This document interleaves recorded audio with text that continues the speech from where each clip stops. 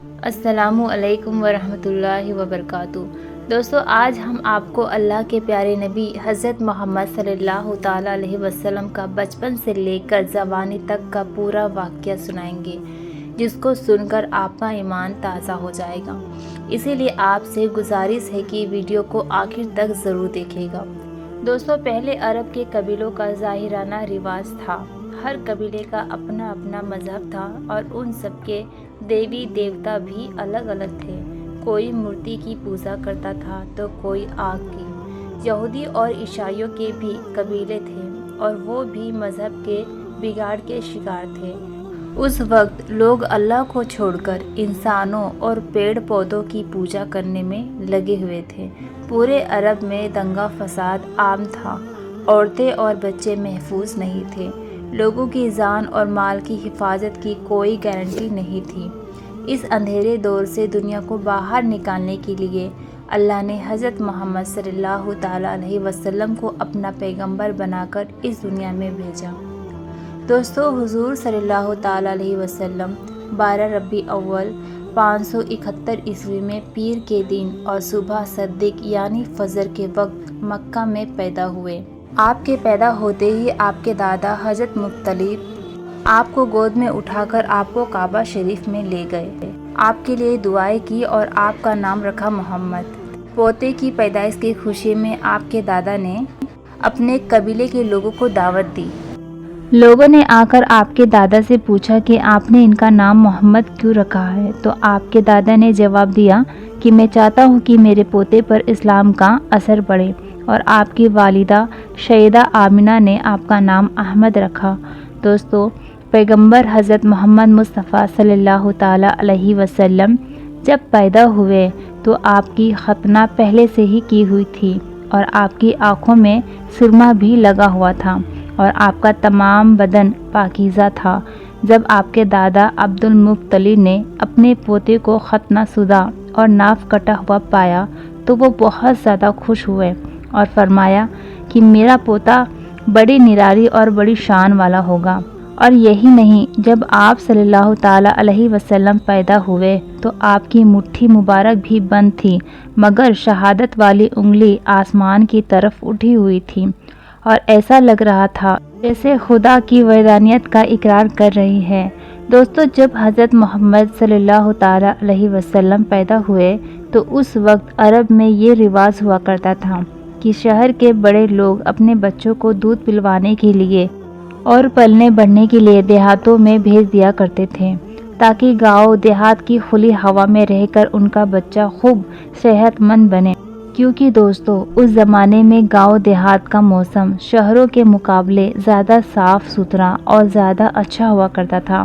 اسی وجہ سے گاؤں دیہات میں پلے بچے زیادہ صحت مند اور موٹے تازے ہوا کرتے تھے۔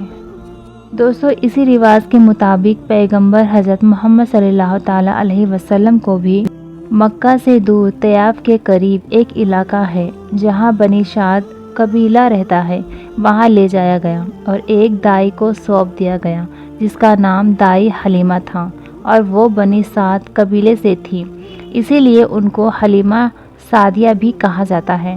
دوستو، دائی حلیمہ بہت غریب گھرانے سے تھی، اسی لیے انہوں نے آپ صلی اللہ تعالیٰ علیہ وسلم کی پرورش کا ذمہ لیا، یہ سوچ کر کہ 2 سال ان کی پرورش کروں گی تو اس کے بدلے میں مجھے کچھ مال مل جائے گا تاکہ اس سے ان کی زندگی کا گزر بسر اچھی طرح سے ہو سکے۔ دوستو، جیسے ہی حضرت آمنہ نے اپنے پیارے بیٹے حضرت محمد صلی اللہ تعالیٰ علیہ وسلم کو دائی حلیمہ کے حوالے کیا اور جو ہی دائی حلیمہ نے آپ صلی اللہ تعالیٰ علیہ وسلم کو اپنی گود میں اٹھایا تو اسی وقت سے دائی حلیمہ کی زندگی میں رحمت اور برکت ہونی شروع ہو گئی۔ دوستو، اس وقت عربوں میں یہ رواج تھا کہ بچے کی پرورش کا ذمہ 2 سال کا ہوا کرتا تھا اور ہر 6 مہینے کے بعد بچے کو اس کے گھر والوں سے ملانا ہوتا تھا۔ اسی رواج کے مطابق دائی حلیمہ بھی 6 مہینے کے بعد پیغمبر حضرت محمد صلی اللہ تعالیٰ علیہ وسلم کو ان کی ماں سے ملانے کے لیے مکہ پہنچی۔ ان کے ساتھ ان کا شوہر حارث اور ان کا ایک چھوٹا بچہ بھی تھا جو ان کی گود میں تھا۔ وہ بچہ بھوک سے رو رہا تھا کیونکہ حلیمہ بہت کمزور تھی اور کھانے پینے کی کمی بھی تھی۔ اس وجہ سے دائی حلیمہ دودھ نہیں پلا پا رہی تھی، لیکن جیسے ہی انہوں نے اللہ کے پیغمبر حضرت محمد صلی اللہ تعالیٰ علیہ وسلم کو اپنی گود میں اٹھایا اور ان کو دودھ پلانا شروع کیا تو پیغمبر حضرت محمد صلی اللہ تعالیٰ علیہ وسلم نے خوب شیر ہو کر دودھ پیا، اور آپ صلی اللہ تعالیٰ علیہ وسلم کے دودھ پی لینے کے بعد دائی حلیمہ نے اپنے معصوم بچے کو بھی خوب دودھ پلایا۔ یہ دیکھ کر حلیمہ پریشان ہو گئی کہ یہ کیا معاملہ ہوا۔ وہ جب مکہ آ رہی تھی تو ان کے پاس دودھ نہیں تھا، مگر جب سے یہ بچہ ان کی گود میں آیا ہے تب سے اللہ کی طرف سے خاص رحمتوں کا آنا شروع ہو گیا ہے۔ دوستو، اس کے بعد دائی حلیمہ اپنے شوہر حارث اور اپنے بچے اور پیغمبر حضرت محمد صلی اللہ تعالیٰ علیہ وسلم کے ساتھ ایک دبلی پتلی سی اونٹنی پر سوار ہو گئی۔ وہ اونٹنی جب بنی سعد کے قبیلے سے نکل کر مکہ کی طرف آئی تھی تو وہ بہت سستی سے چلتی ہوئی مکہ پہنچی تھی، لیکن اب معاملہ یہ ہوا کہ دائی حلیمہ کی اونٹنی سب سے آگے چل رہی تھی۔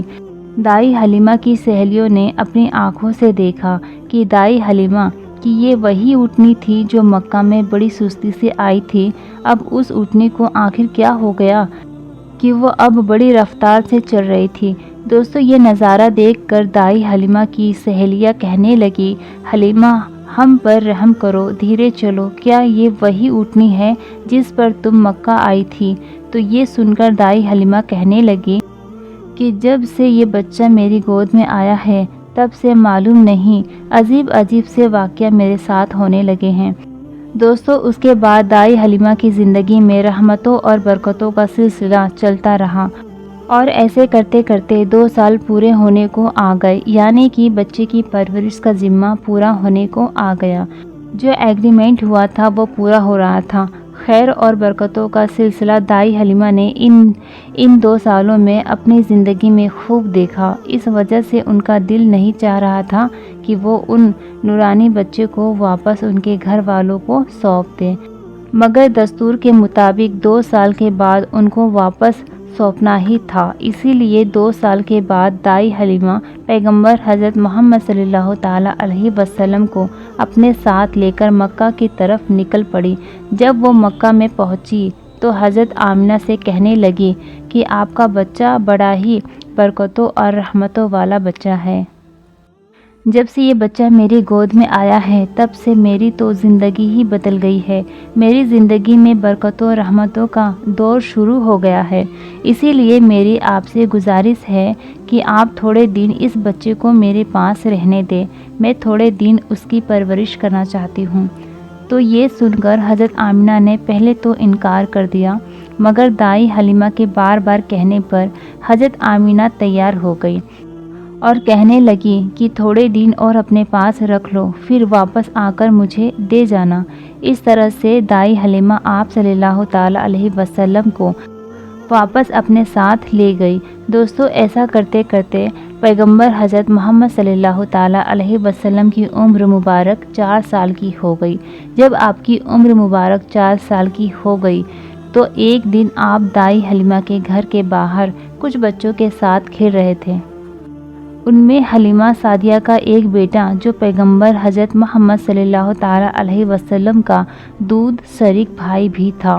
وہ سب کھیل رہے تھے کہ اچانک آپ زمین پر گر گئے اور آپ کے چہرے اور جسم کا رنگ پوری طرح سے بدل گیا۔ دوستو، اتہاس کی کتابوں میں ہے کہ اس وقت حضرت جبرائیل علیہ السلام پہلی بار پیغمبر حضرت محمد صلی اللہ تعالیٰ علیہ وسلم سے ملنے آئے تھے۔ جیسے ہی حضرت جبرائیل آپ کے پاس آئے تو آپ کو زمین پر لٹا کر آپ کے سینے کو چاک کر دیا، یعنی کہ آپ کے سینے کو چیر دیا اور آپ کے دل کو باہر نکال لیا۔ اس کے بعد آپ کے دل کو زمزم کے پانی سے دھویا اور آپ کے دل پر جو ایک کالے رنگ کا چھوٹا سا لوتھڑا تھا اس کو ہٹا دیا اور یہ کہا کہ آج سے شیطان کے حصے کو دور کر دیا، اور اس کے بعد آپ کے دل کو واپس آپ کے سینے میں رکھ دیا दोस्तों इधर ये देखकर आपके साथ खेल रहे बच्चे घबरा गए कि आपको क्या हो गया। इसीलिए वो दौड़े दौड़े दाई हलीमा के पास पहुंच गए और कहने लगे कि मोहम्मद का किसी ने कत्ल कर दिया है। तो ये सुनकर दाई हलीमा बहुत घबरा गई और परेशान हो उठी और भागती हुई सोचने लगी, मुझे 2 साल के बाद ही इसको इसकी माँ को दे देना चाहिए था। अब इसकी माँ को मैं क्या मुंह दिखाऊंगी। ये सोचते हुए दाई हलीमा भागते हुए आप तक पहुंची तो हलीमा ने देखा कि आपके जिस्म का रंग बदला हुआ है, मगर थोड़ी देर के बाद आपको होश आ गया। ये देखकर हलीमा की जान में जान आई और कहने लगी, अब इसको और नहीं रखूंगी अपने पास। उसके बाद दाई हलीमा मक्का पहुंची और पैगंबर मोहम्मद सल्लल्लाहु ताला अलैहि वसल्लम को हज़रत आमिना के हवाले कर दिया। दोस्तों उसके बाद 4 साल की उम्र के बाद आप अपनी माँ हज़रत आमिना के पास रहने लगे। उसके बाद ज़िंदगी के दिन बीतते चले गए। सन 575 या 576 में जब आपकी उम्र 5 और 6 साल के बीच हुई, तब आप अपनी माँ हज़रत आमिना के साथ और अपने दादा अब्दुल्ला मुफ्तली के साथ मदीना की तरफ निकले। मदीना में आपके लिए 2 ख़ास बातें थी। एक तो ये कि मदीना में आपके वालिद हज़रत अब्दुल्ला की कब्र मुबारक थी, और दूसरी बात ये थी कि मदीना में आपके दादा अब्दुल मुफ्तलिक का ननिहाल भी था। दोस्तों उस ज़माने में सफ़र 1 महीने या 1.5 महीने का हुआ करता था, इसीलिए आपका ये सफ़र भी तकरीबन महीने भर का था। 1 महीने के बाद जब आप पलट कर वापस मक्का की तरफ आ रहे थे तो आपकी ज़िंदगी में जो वाक़या पेश आया उसे देखकर आपके दादा अब्दुल मुत्तलिब भी रोने लगे। अल्लाह के पैगंबर हज़रत मोहम्मद सल्लल्लाहु ताला अलैहि वसल्लम को अपने बचपन की उम्र में ही आपको दूसरा बड़ा झटका लगा और अल्लाह ने आपको एक और आजमाइश में डाल दिया। दोस्तों हुआ ये कि आप जब 1 महीने के बाद मदीना से वापस मक्का आ रहे थे तो रास्ते में ही आपके वालिदा हज़रत आमिना की तबीयत बिगड़ गई और वो पूरी तरह से बीमार पड़ गई और उसके बाद उनका इंतकाल हो गया। मक्का और मदीना के बीच अल अबवा नाम की एक जगह है, वहीं पर हज़रत आमिना को दफन किया गया और इस तरह से आप 6 साल की उम्र में ही यतीम हो गए। आपकी इस हालत को देखकर आपके दादा अब्दुल मुत्तलिब बहुत परेशान हुए और वो रोने लगे। एक तो ये कि आपकी पैदाइश के कुछ दिन पहले आपके वालिद हज़रत अब्दुल्ला का इंतकाल हो गया था, और अब दूसरा झटका ये लगा कि आपकी उम्र अभी 6 साल की भी नहीं हुई थी कि आपकी वालिदा का भी इंतकाल हो गया। ये देखकर आपके दादा अब्दुल मुत्तलिब बहुत दुखी हुए, मगर वो भी क्या करते, एक दिन तो सबको मरना है। उसके बाद आपके दादा अब्दुल मुत्तलिब आपको गोद में उठाए और मक्का की तरफ चल दिए, इस फिक्र के साथ और इस सोच के साथ कि आखिर इस मासूम से बच्चे के साथ ऐसा क्यों हो रहा है। दोस्तों ज़रा आप सोच कर देखिए कि उन बच्चों पर क्या बीतती है जो बचपन में ही यतीम हो जाते हैं, जिनके वालिद और वालिदा का इंतकाल बचपन में ही हो जाता है। उसके बाद ऐसे बच्चों को लोग धिक्कार भरी नज़रों से देखते हैं। फिर ऐसे बच्चों के साथ अच्छा बर्ताव भी नहीं किया जाता, मगर आपके साथ अल्लाह की मदद थी। जैसे कि अल्लाह ने खुद कुरान पाक में इरशाद फरमाया है कि आपकी यतीम होने पर अल्लाह की मदद आपके साथ थी। इसी वजह से आपके साथ अच्छा मामला पेश आया और अल्लाह ने आपको सहारा दिया। दोस्तों इसकी आगे की वीडियो हम पार्ट 2 में देखेंगे, और आपको वीडियो कैसी लगी ये कमेंट बॉक्स में ज़रूर बताएं, और आपसे उम्मीद करते हैं कि हमारी वीडियो आपको ज़रूर पसंद आई होगी। अस्सलामु अलैकुम।